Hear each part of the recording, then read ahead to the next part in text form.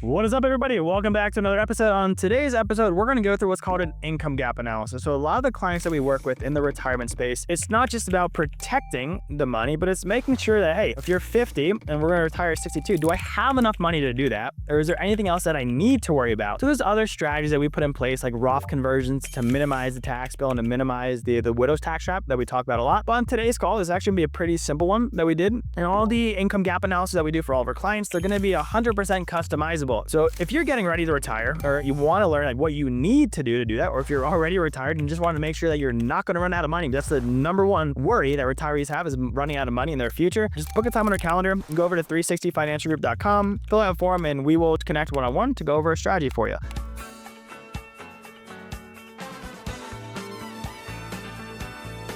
Again, if you don't know me, my name is Dan Trinati. I am the CEO and owner of 360 Financial Group and a Trinati Insurance Agency. What we're looking at on my screen right now is going to be what's called an income gap analysis that we do. And again, this is going to be a fully customizable for every single client that we're going to work with. But I know there's a lot of different stuff on here, but just to kind of bring you through like step by step. So number one, we're going to look at just what our estimated retirement ages and how much money that we're going to need. What is the income gap analysis saying? How much extra do we need to make sure that we're going to have per month from different retirement accounts or pensions? What retirement accounts do we currently have in place, and where are they estimated to be when I go to retire? And then the fourth step of it is, what's the income going to be from these different vehicles? So again, I know there's a lot on the screen, but this is the type of analysis. I want to keep it nice and simple. And when we have our one-on-one call, it will be nice and simple when we go over this stuff, because everything's just going to be personalized for you.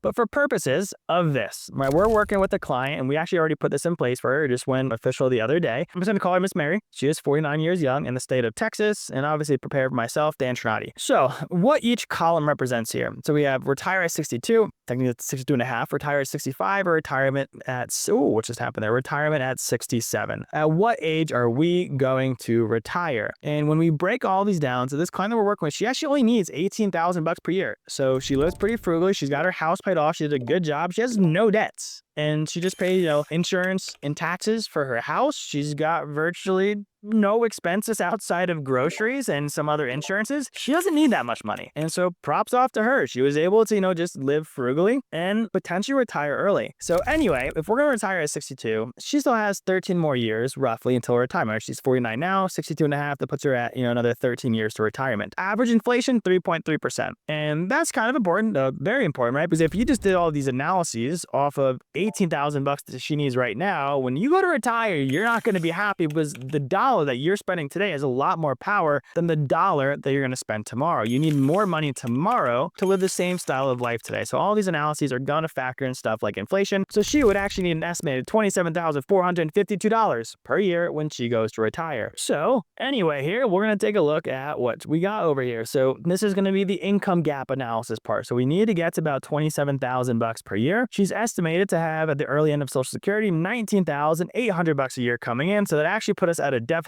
of $7,642. On top of that, I don't want us to just get by. I want us to have a cushion. So what the cushion means is, hey, we're going to budget that. You actually need an extra, and in this instance, $14,400 per year, $1,200 per month to maintain the same style of life. So, and not maintain the same style of life, but just not living like from paycheck to paycheck. You have breathing room. If you need to spend more money on something or take a trip, you got the breathing room there. So that's what that's going to represent over here. That's the goal of where we need to get to. We need to get this up to at least another $22,000 from what she has in other retirement accounts. So step number 3, what are the retirement accounts and where are they expected to get to? So what we put in place for her is an annuity for $150,000, because she's young, normally younger for me to recommend that much an annuity. However, she's retiring. She's got to safeguard the wealth that she currently has. So even though she's only 49 years young, she almost has the chronological age of a retiree about 62 years young, but she's getting ready to retire. And this is her retirement. She can't afford for that to just absolutely tank. So this is typically more than I'd recommend for somebody at her age. But it's just good for you guys to know, right? We're not, it's not a cookie cutter. Everything's going to depend what your situation is, Bob, what your situation is, Sally, and that's what we're going to put in place for you guys. So anyway, what we're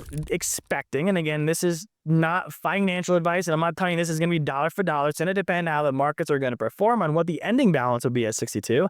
And if I could tell you with certainty what these balances were going to be in the next 13 years, I'd already be owning my own private island, and I'd probably not be filming YouTube videos to get out there. Love you guys, but probably would not be doing that. So anyway, the 150 would be expected to be roughly 370. The IRA expected to be about 174. Then the Roth IRA, she got 10,000 bucks in there. It's expected to grow up to about $27,000. So the total estimated balances that she would have about 544,000, and that's going to be in the tax deferred vehicle, so the annuity and IRA, because the annuity actually came from the IRA account. And then the tax-free amount, that's going to be the Roth IRA, would be that 27,000. So that's the total amount of funds that we would have in place estimated when she is 62 and a half. So now step 4, income. Like, hey, we built the funds up to this level. I have this amount of income coming in. Are my retirement accounts going to be sufficient to make sure that I'm never going to run out of my retirement money, right? Because that's the number one fear of all retirees, is running out of retirement money. And you gotta, go be a Walmart greeter when you're 80 years old, and you probably don't want to do that. We don't want you to do that either. So anyway, in regards to the income, there's going to be a couple numbers over here on the right that I'm going to look at: the withdrawal rate and tax rate. So the withdrawal rate is saying, hey, we should be able to take out about 4% per year without really ever running out of our money. And then the tax rate of 20%, this is going to be for the annuity and the IRA. We're going to assume that there's a 20% tax rate, right? Because we have not yet paid taxes on any of that money. And again, taxes could be a little bit higher. They could be a little bit lower. She's got a fairly low income right now, so her taxes should be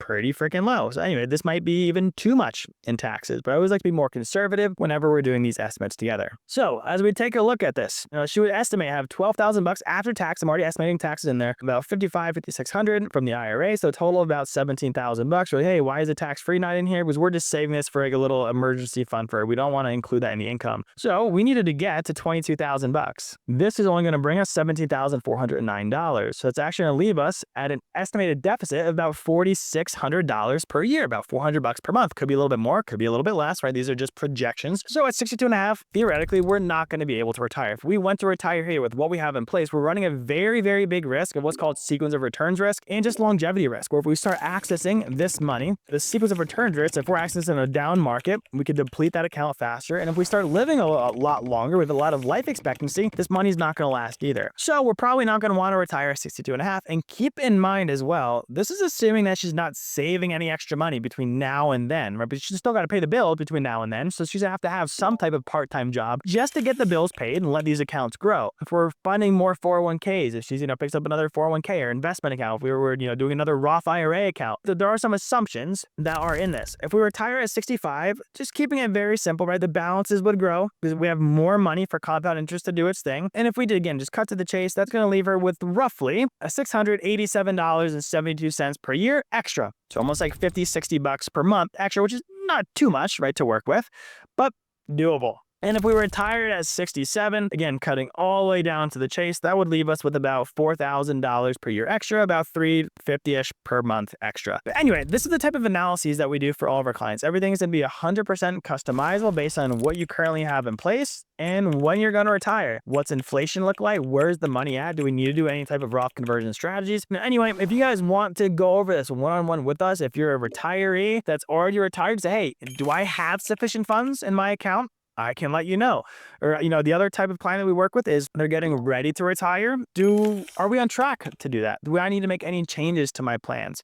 So anyway, if this is anything that you guys would find helpful, go to our website over at 360financialgroup.com, go to the contact page, fill out your form. I'll get in contact with you personally, and appreciate you joining. Catch you next time.